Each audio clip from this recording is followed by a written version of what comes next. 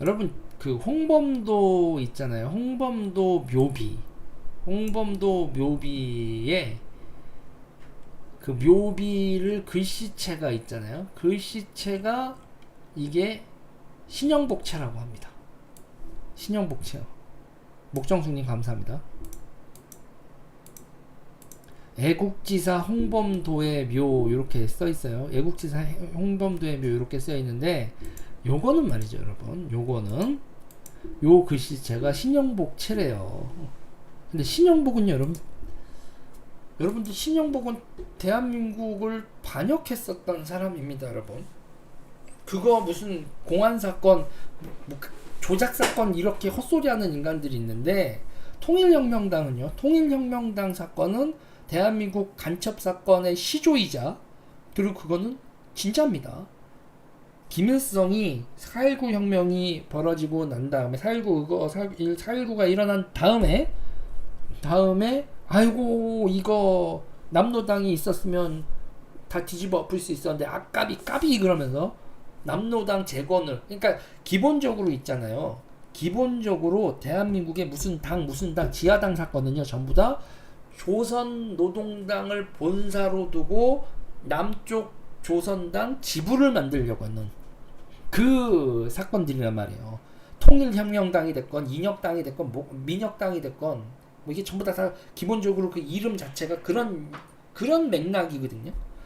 그런 맥락에서 그 뭐 이제 자유민주주의 사법 절차의 뭐 구속 기한 뭐 이런 거 그런 형식적인 걸 가지고 무죄 판결들을 많이 받고 있는데 아무튼 그들이 했었던 행동이나 기타 등등에 대해서는 이거는 이들이 반역 행동을 했었고 대한민국 전복을 꾀했었다라는 건 그건 신영복은 여러분 그냥 100% 빼박이에요.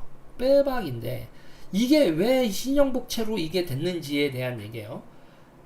지금 국립현충원에 신영복체로 묘비가 되어 있는 경우는 이 경우 하나라는 거예요.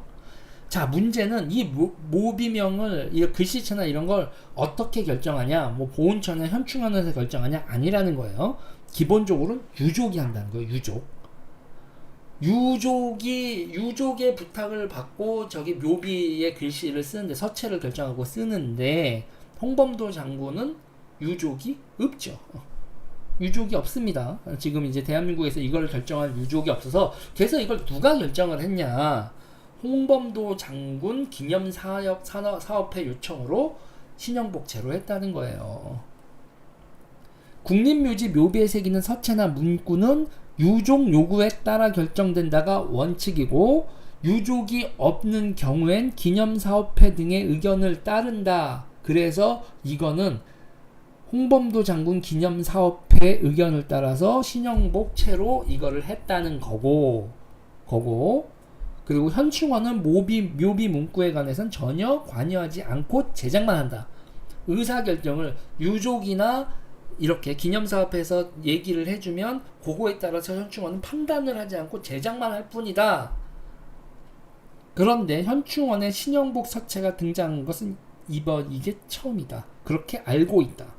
더 찾으면 더 있을 수도 있어요. 응?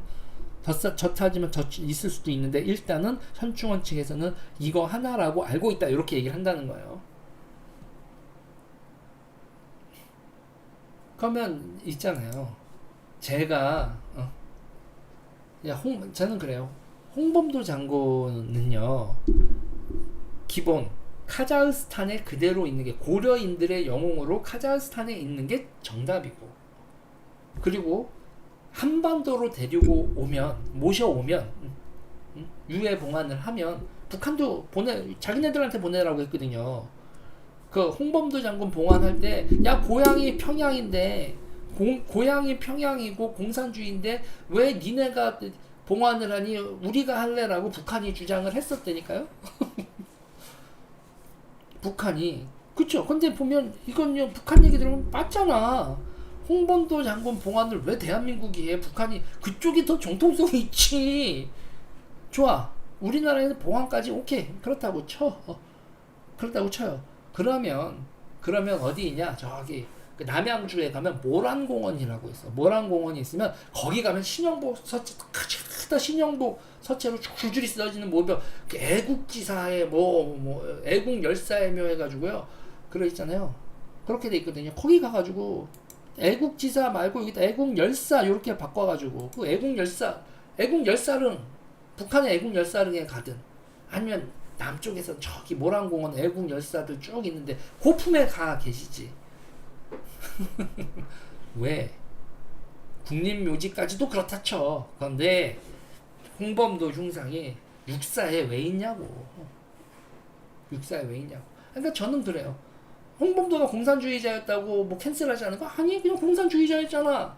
공산주의자였고 말년에까지 소비에트를 자기한테 모국이 아니라 조국이죠.